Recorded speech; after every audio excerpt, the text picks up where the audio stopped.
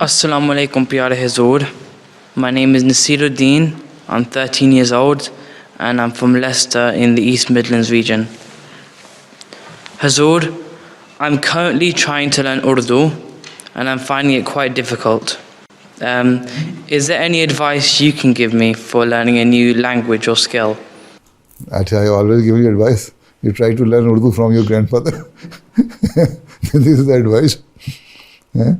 You see, you try to read small children book.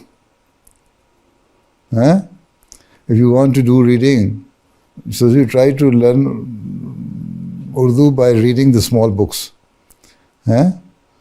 So if you start reading those books, then you will be understand to know how to make the sentences, how to join the words. So this way you will learn, and then speak Urdu with your mother.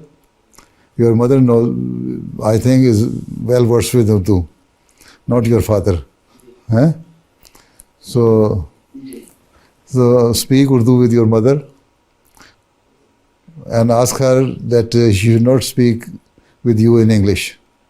And then also talk to your grandfather at least half an hour daily, either on Skype or on WhatsApp, Facebook, something, so that you can see how he is speaking. You can see his lip reading.